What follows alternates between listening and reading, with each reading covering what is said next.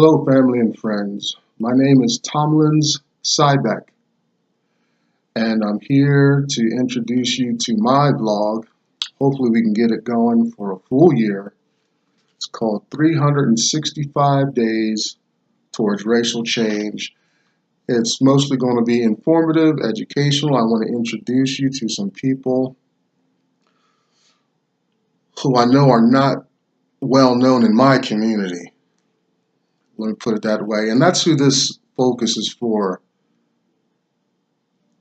My family, my community, in my opinion, could do more and understand more to understand how Black Americans are positioned in American society. I'm going to talk about some things that probably we don't know. I know I didn't know, and it's really lit a kind of fire under me and made me motivated to making a commitment to this year. For one day a year, can I voice my opinion for one day a year, share it, whatever. I'm really not caring who reads it or listens to it or shares it, but this is mostly my personal catharsis. I'm getting some things off my chest because I recognize I've been hitting barriers in America. I recognize I've been ignorant of what they are, where they come from, their sources, the systemic implications of that, how America is configured to have me fixed in this situation, and the steps I can take to resist America's almost sadistic approach to keeping me in this horizontal economic relationship. Some of these terms might be new to you, they're new to me, how they're implemented. Hopefully I can articulate the best I can. I'm going to introduce you to two individuals who can actually tell the story a lot better than I can. Again, this is my personal healing.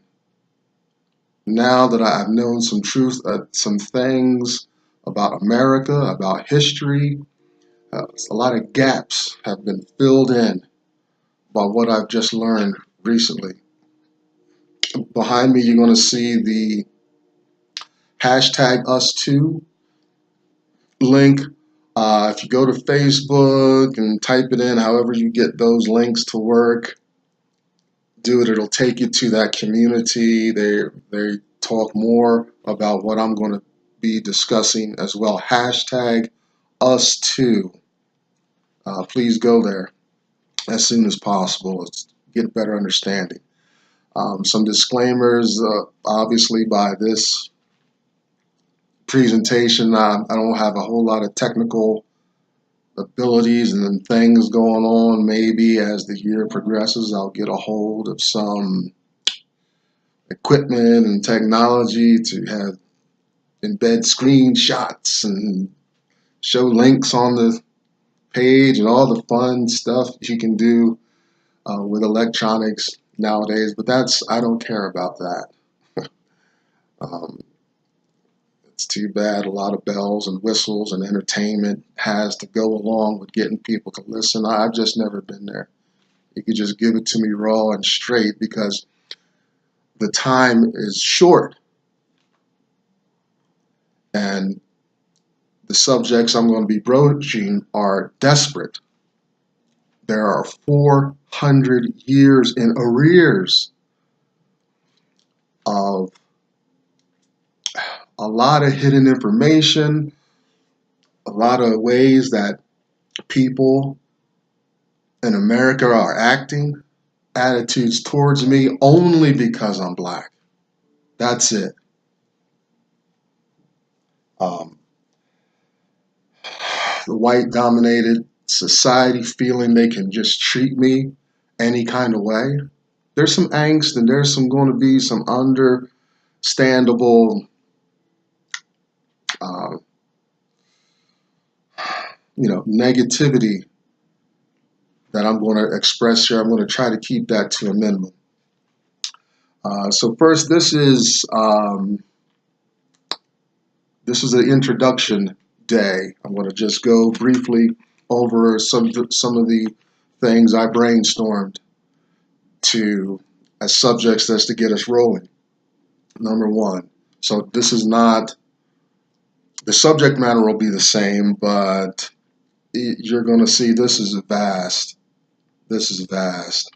I'm going to introduce you again to two individuals, names you need to look up, you need to YouTube, and you need to understand how they can actually articulate much better what I'm about to get into. So I'm going to, I brainstormed a bunch of topics I'd like to get into through the year. I'm going to do my best to fact check and do my own research to help us understand better, coming from me.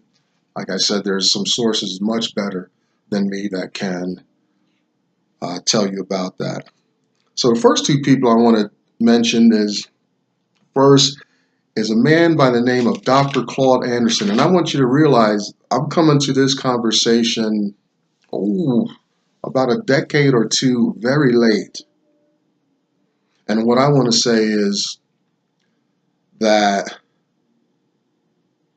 my community, my friends, family don't understand, or at least we don't talk about this. I need to make this part of my conversation too, is how Black people don't talk to each other about this. Oh, and what this is about is Black people. I know I mentioned that a little bit before, but Black people need to be educated. I believe if we were educated fully, we would act a whole lot differently in America. So we're going to talk about that. But anyway, back to this. His name is Dr. Claude Anderson. Let me introduce you to some of his books. Ever since I started this, because I was volunteering at a place, at a facility, and there was a Black woman there, and she was very, I'll give you a little bit of my story first, sensitive about Black issues, and encouraged Black, we'll say, fulfillment for now, about being skeptical of white society's treatment of Blacks, so a lot of conversations like that. Now, until then, I've not been all too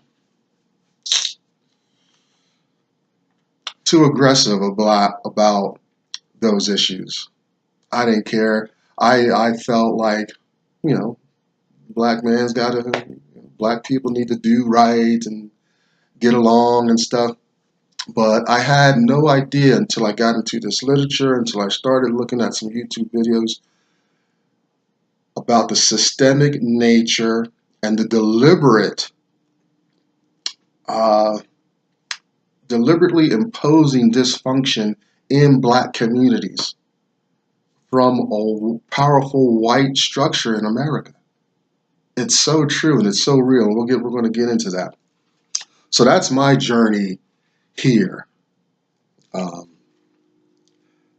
in my decades of being on the earth. I had no idea the depths, what America owes Black people. I now understand. I need to try to contact Mr. Colin Kaepernick, the former NFL quarterback who kneeled there on the NFL during the Star Spangled Banner. You think, I think, wow, he's doing, it's obviously a Black thing and all that, but if I can just get in contact with him and talk with him about, why he did it, I hope why he did it is based on a lot of the things I'm going to talk about here in my videos in the next 365 days. So that's my journey. Now, back to Dr. Claude Anderson. Dr. Claude Anderson. YouTube it. I feel like once you get a taste of what he's saying historically about America, about our position, how we are threatened, I guarantee you'll not be far from his talks. He's been at it a while. He runs an organization called the Heritage Institute. I think they're somewhere around DC. Again, I'm not going to be very specific because this conversation is brand new to me. Also, you can find more of his talks and his works at a place called powernomics.com. That is his own creation, and it's about some ways and solutions that black people can get positioned um, economically better in America. That's Dr. Claude Anderson. Look him up. He's easy to find on YouTube. Having said that, you need to know what I'm going to talk about, and what I'm going to try to convey is that the problem is not a moral issue. It's not any of these symbols that we can think about in America, like civil rights, equal opportunity. America, at least on the books, cannot overtly lynch us and cannot overtly deny us access to resources because we're black. They could, back in a thing called Jim Crow and some black codes and some things I'm going to talk about, where they could say, you're black, no, you can't have that because you're black. I don't care about your education, your age, physical ability. This is a resource for white people. You can't have that. So at least America, for the most part, can't do that. They do it very covertly, and they can really damage people, and I think they continue to do it economically. All they have to do is withhold their support because of blackness. Right. We'll get into that. It's very real. It's very real. Fascinating stuff articulated by Dr. Claude Anderson much better than I can. And to give you maybe some enticements, this isn't just an isolated black figure. He's a black man who got a hold of some facts about America and went on his one-man crusade to come against white society's influences. This man was instrumental in putting President Jimmy Carter in the White House. He was part of the campaign. This man, he knows the world. He knows how things work. He knows the inner workings of the government. He's not someone who's went to college, and he's not like me. He's not like me who's stumbled onto these facts and information and now is making videos and stuff. He goes around the country. He's involved. He's serious about getting black people some help in America, and we need it. I'm going to hopefully talk about some figures. I mean, we're seeing the almost the extinction of a whole, we'll say, race of people because of a specific color, and it's just this slow attrition that we are experiencing and living. We're going to talk about that. Dr. Claude Anderson, he's going to talk about the role of Native Americans in the times of slavery. We're going to talk about the role of Hispanics. We're going to talk about Asians. We're going to talk about white people through these next 365 days. Something in my brainstorm, talk around the dinner table is going to be one of my subjects. And one thing that I've noticed that at least most of the black people I do, and I haven't been in the black circles myself in a long time, we're going to talk about where I fit personally. in black circles, but I believe whites, Asians, Hispanics, anybody that has favor in white America society, they talk negatively about black people around the dinner table. It's conversation amongst them. I know a handful of times personally when I've been in the presence of Spanish people, Hispanic people, so they talk another language. And fortunately, I'd be with a Hispanic speaking friend, and they would say, yeah, they're talking negatively about you, black man. I got a handful of experiences like that. Let me, on that point, let me also say, most of my friends are white. I doubt that if they had this education and really ran with it, that I would classify them as being overt participants in the dominating white culture.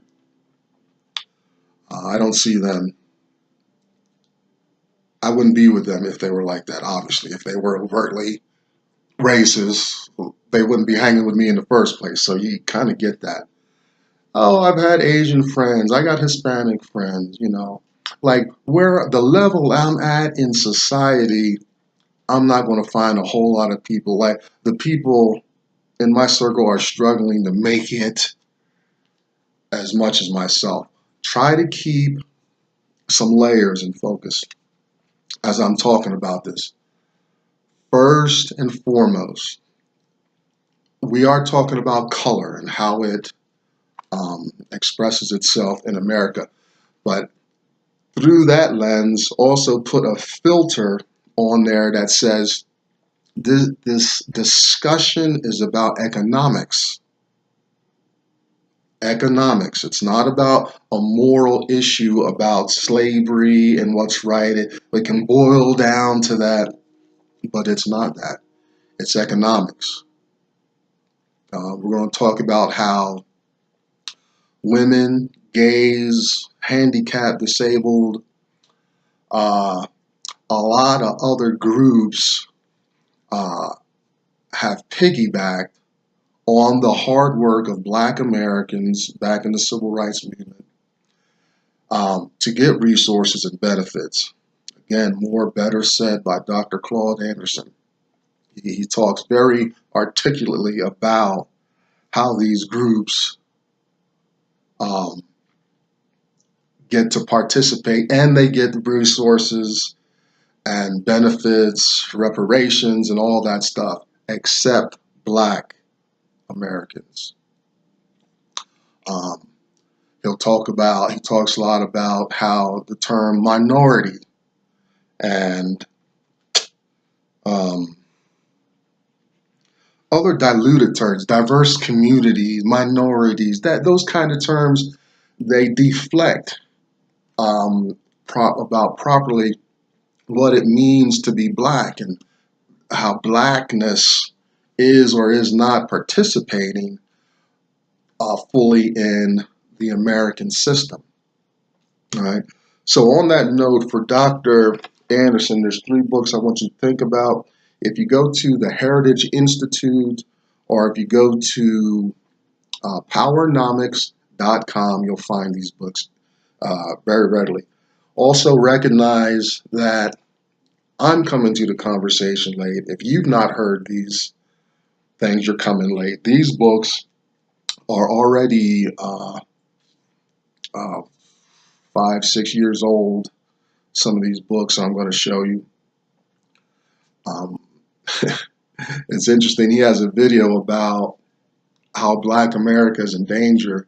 He talks about us being overrun by Hispanics as we go further down in the economic life of America. He predicted that, and the dates and stuff. It's incredible, and it's true, and it happened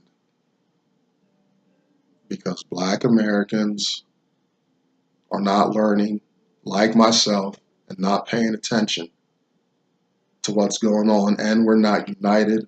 We don't know how to get it together. We are a dying breed on the earth through attrition, through immigration, imprisonment, lack of economic opportunities. The list goes on and on. And it's like the black man is asleep. 400 years. Anyway, some of his material that I want to, and I read these. Well, I didn't finish reading them all. I'm going to finish reading one very soon because I can't put it down. First one I want you to, especially, this was the first one I read.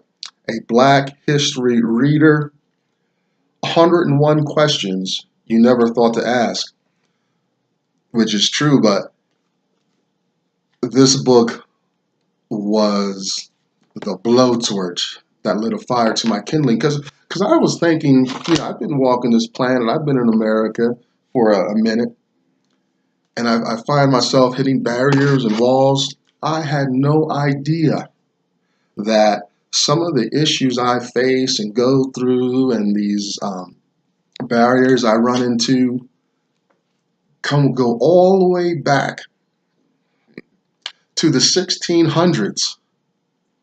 And as far as the history goes, about the colony at that time of Maryland, consistently making little laws to encroach on the rights of black people. Things like the black man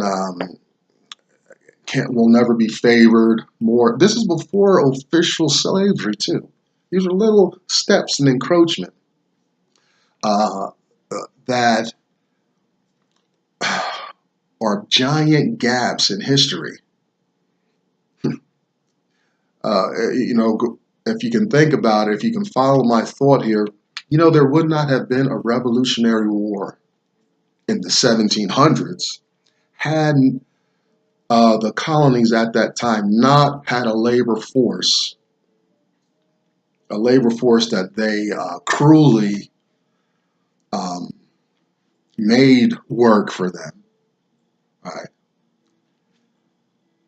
They would not have been able to engage in a war with Britain had they not had a labor force, free labor, uncompensated labor, to fuel their armies and fuel their endeavors to resist England across the pond, the Atlantic Ocean. I'll talk a little bit about that. Black labor, white wealth. I just finished this. And subtitle says The Search for Power and Economic Justice. Well, it's not a hard search. We know where it is. It's just getting to it, having access to it, and it's the more time that goes on, the harder it is to grasp. But I believe, now that I feel like my mind's been awakened, I believe in black people. There is something robust about us. Through this information, I feel like I'm falling in love again with blackness. I've been away, so to speak, for a long time. But you think, like, you're taken, excuse me, and kidnapped, put on a boat, and forced into all this labor, and still live like, those were some pretty awesome people that survived that trip. We're going to talk about what race bears the badge of Holocaust status. I got a lot of Jewish friends, but numerically speaking, you've only come halfway to reaching how many black Africans died during the world's commerce of slavery. We're going to talk about that. I got numbers and hard facts. I hope I properly fact checked my numbers on that. I don't want to diminish what happened to the Jewish people biblically and under Hitler's regime, but black people suffered and survived more. Last book I'm just reading is his book Powernomics. There's the spelling for you if you go to if you want to go to that website powernomics.com, and I want you to see what he says. You know, black people as a whole, I think, have a lot to go through as a community before they can start to exercise some of what's going on. Finally, I do want to introduce another book. When I ask my black family, black friends, if they've ever read it, no, this actually should be a textbook. I believe it may have been early on. But this book, Uncle Tom's Cabin. We're going to talk about the real definition of Uncle Tom, what an Uncle Tom is. We're going to talk about Sambo, what a Sambo is. But this book is, to me, gives a better description of life as a slave in America. It does a much better job than Roots. You can tell Roots was cast you didn't want to, you don't put white society in too terrible a light, right? Uncle Tom's Cabin gives it in a more realistic way, tearing apart of families. Oh, we heard about all of this stuff in maybe our history and upbringing, how the families could be torn apart. But do we talk a lot about the black man being a stud, right? And the black woman just being a vessel to bear more fruit for the master. The way you do dogs, the way we do animals, the way we breed animals, right? We want to breed that free labor onto our modern day plantations.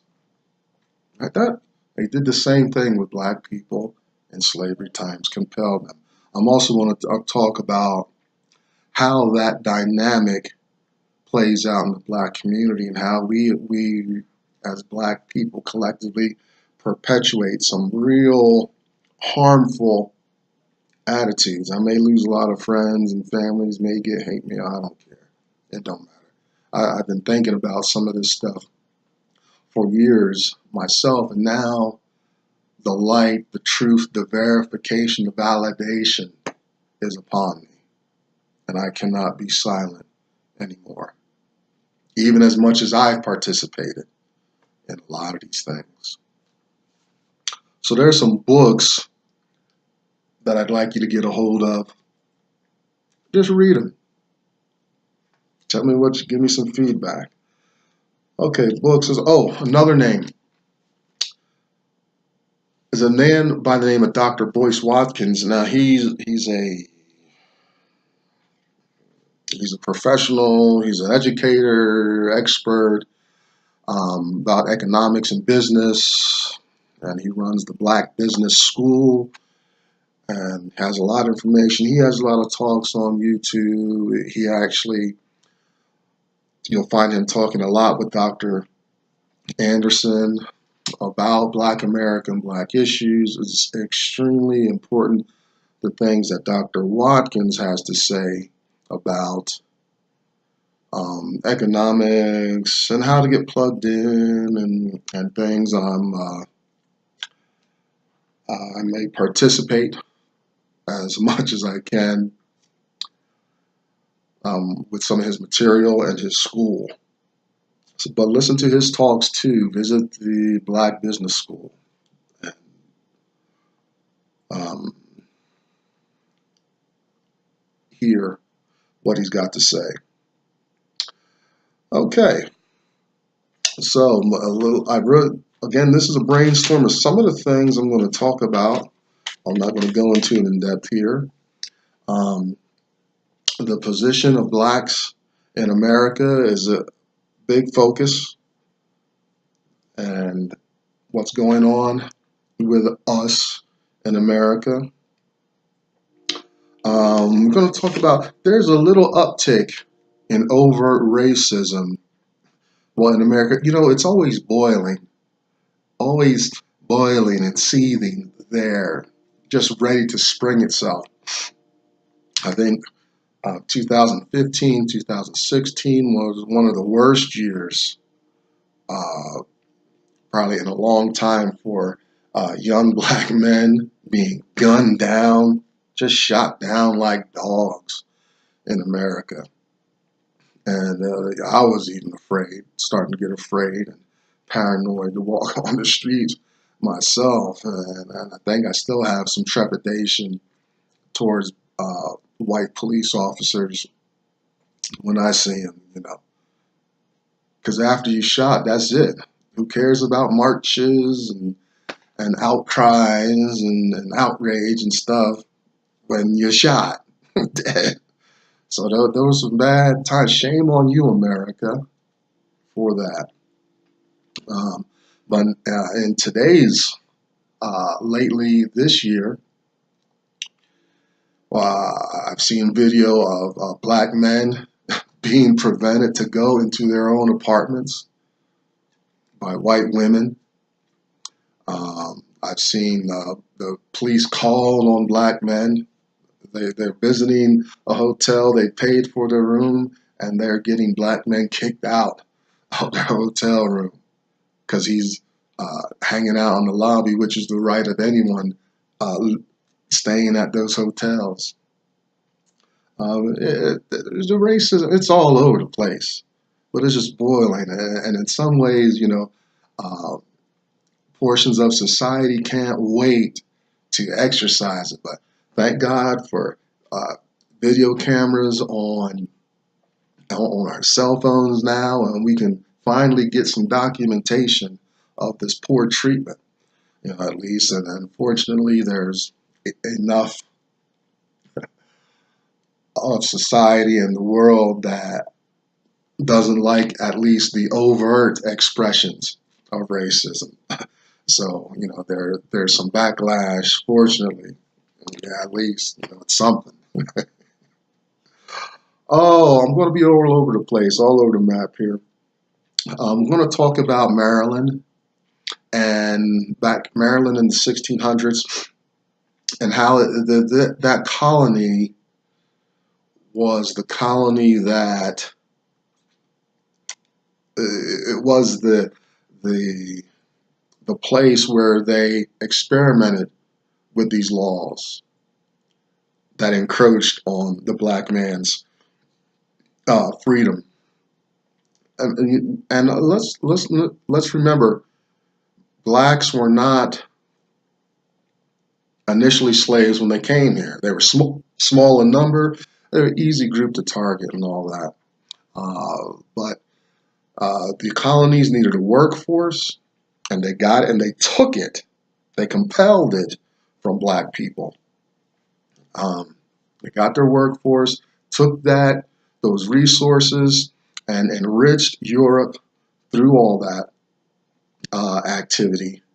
And we'll talk about specifics of that. But Europe got enriched, the gold and the land rights and all this stuff, uh, off the backs of black Americans. I'm going to call them Americans at the time.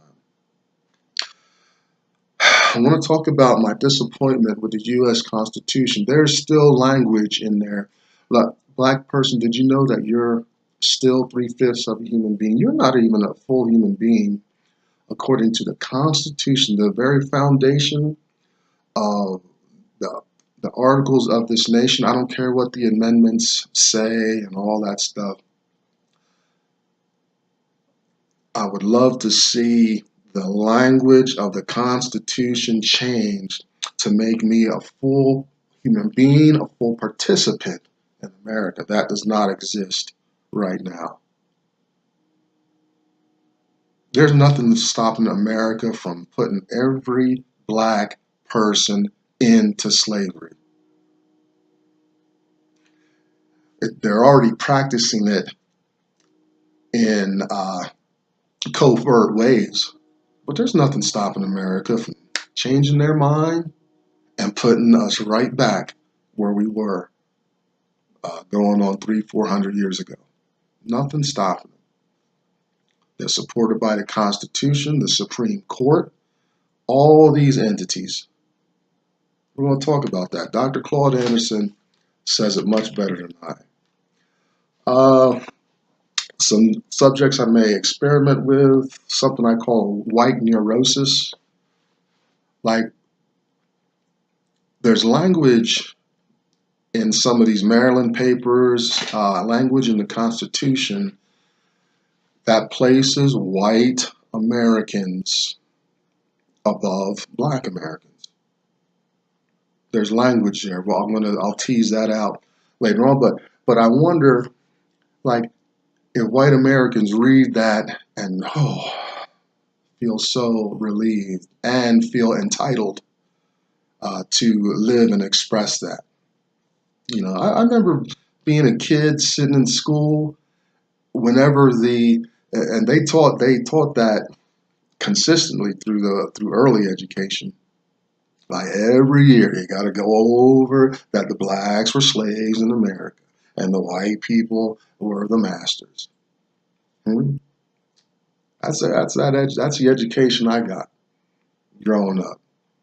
You know, I heard that every year. I don't know, maybe my first, I don't know, 8, 9, 10 grades. Every grade they go through, the black people were slaves in America, right? And there's some gaps, you know.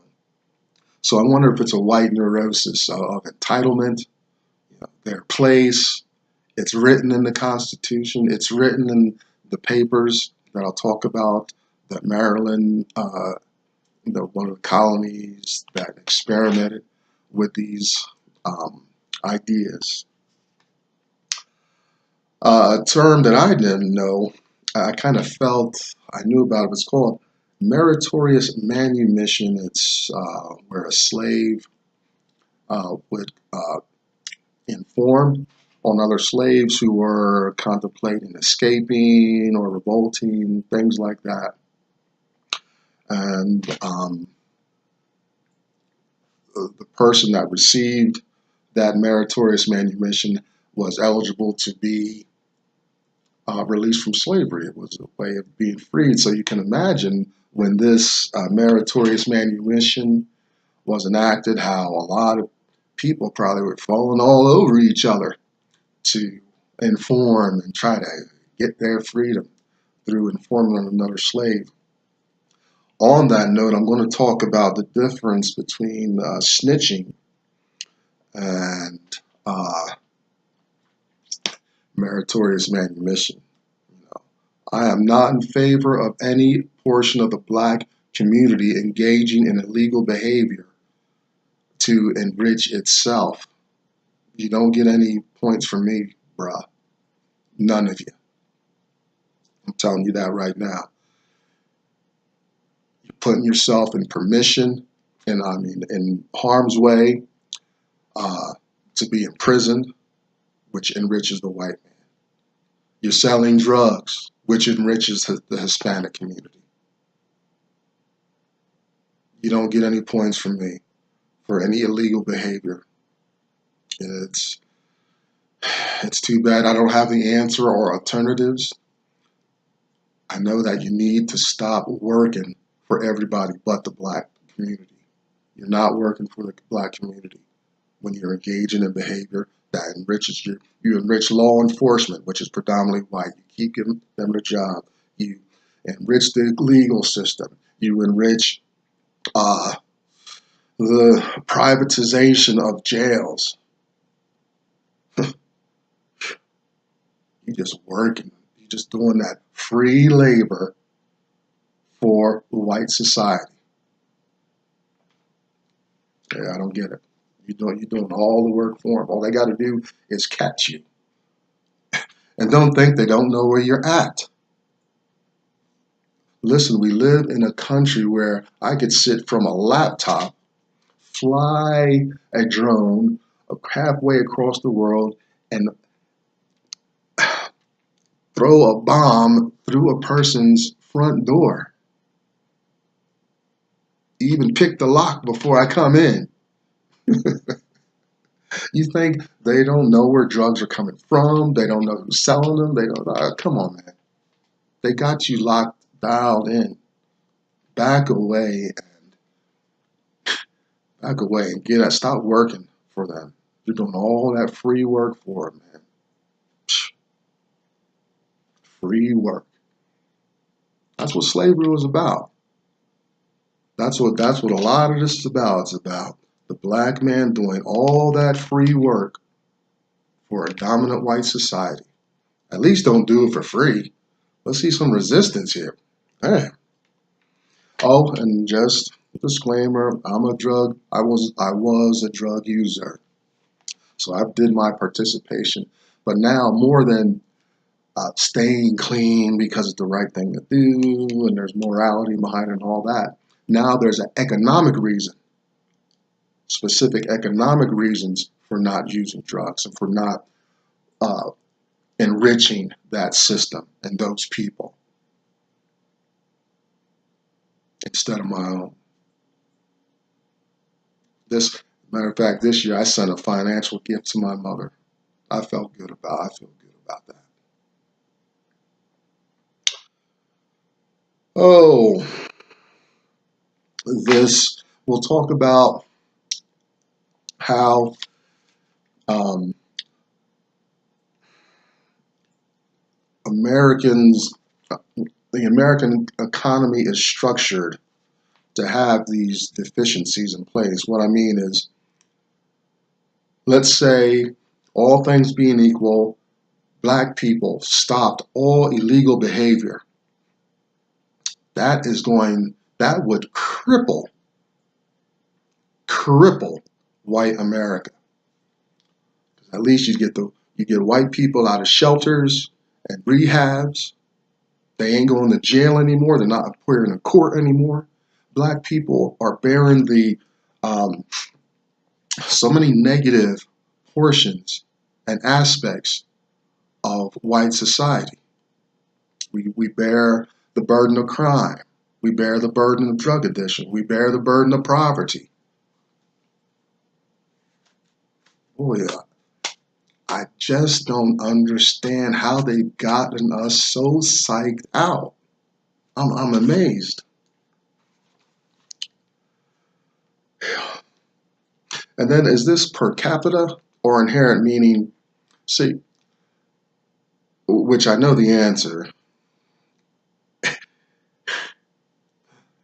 Per capita, blacks bear more of the negative consequences in American society than whites. Right? I don't know the exact numbers, but just to illustrate, let's just say 50% of black Americans who are already, they are a minority in numerical numbers versus say 1% of white people get into some negative problems and things like that. It's all, it's more of the same slavery in America perpetuating itself. And it continues on and continues on. And black people don't change. White people are okay. Oh, talk about Obama's mistake. Yeah, I guess I was glad to see a black president. But did anything really change for black people? No, it got harder. And I'll tell you, his biggest mistake is healthcare. You know, you don't create, let's say, car insurance. You don't make car insurance companies and have them flourish in America. We need car insurance for people who drive cars. I don't have a car. But it's just like Obama told me, I've got to pay car insurance. I don't go to the doctor that often. See, the law should have been the health insurance companies must insure whoever approaches them,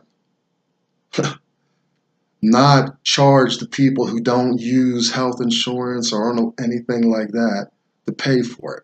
And the prices ballooned, everything got all messed up, greedy insurance, for-profit insurance companies. We're going to talk a little bit about that, but that's a little bit of the basis. You don't build some building or build a business or a community that I don't participate in and make me pay for it.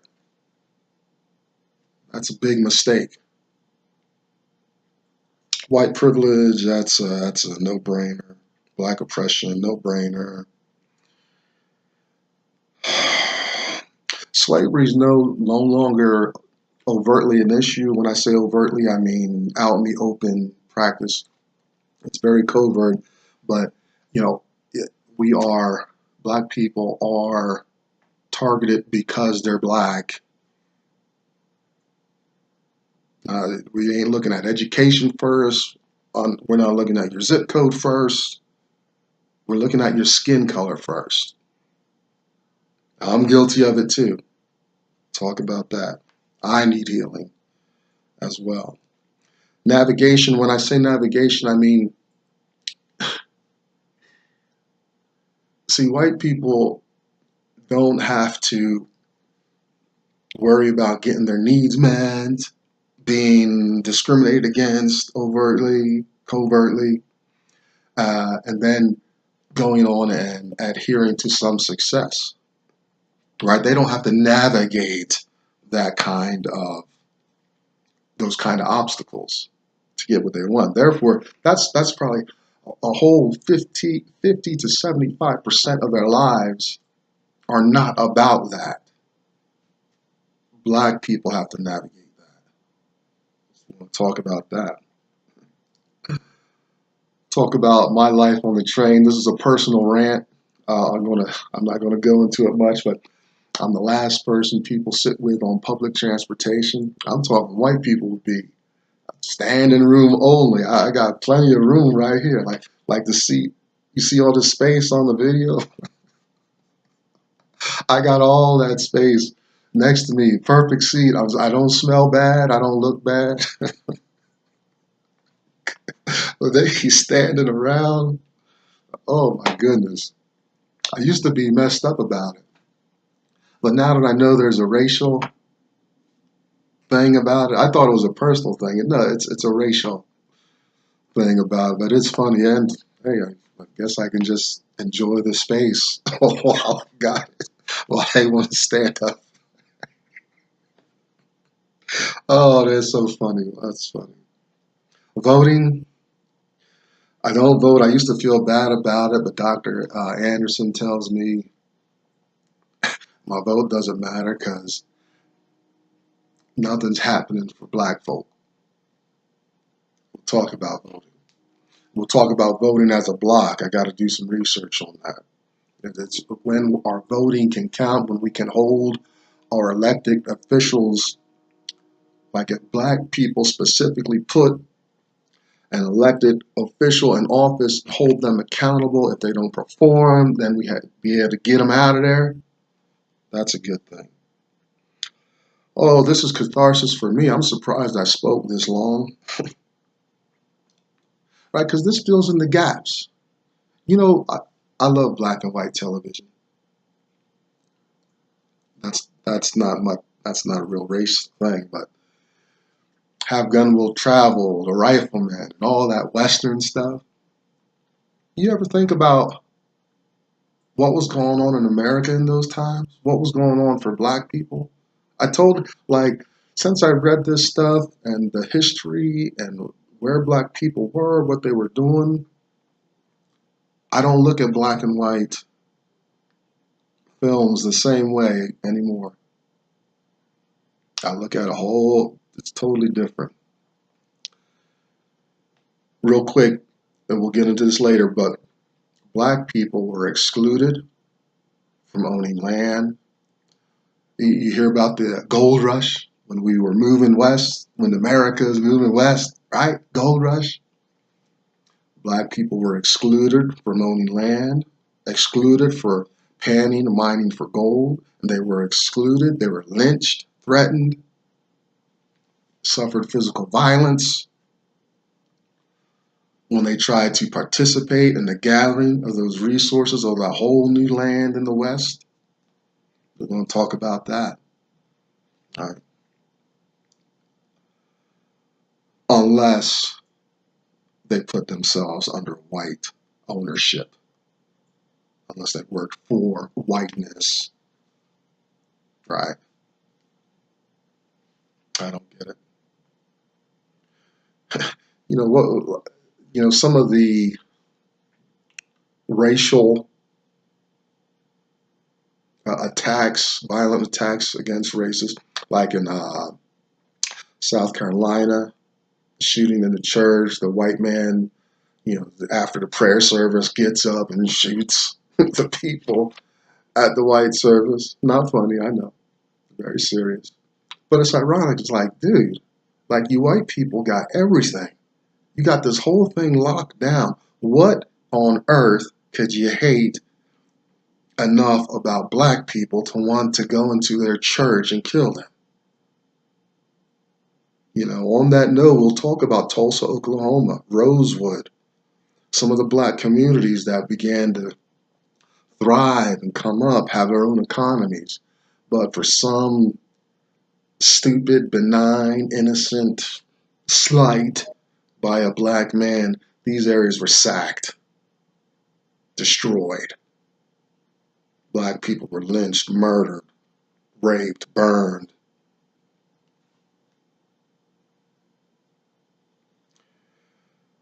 I'm going to hope, oh boy, I wish there was a way to make education, because education has holes. You know, think about it, waves on the ocean. Waves on an ocean. Right at the peak, we see, oh, the white man's achievements, and they have pages and pages of the white man's achievements. But they don't talk about what supports that. Talk about immigration, how there's you know, they let 0 blacks into this country, but they have waves and waves of Hispanics and whites coming in. You know, I got a lot of stuff there, but I'm going to stop there. I can't believe I spoke that long. Major problems. And so this set of videos, 365 days to racial change. Maybe it would be interesting to see if I made a difference, if anybody's listening. Again, my name is Tomlins Cybeck. Those who know me know my real name. It doesn't matter. I don't care who knows it, but that's going to be my screen name for these next 365 days. Tomlins Cybeck. And be well, America.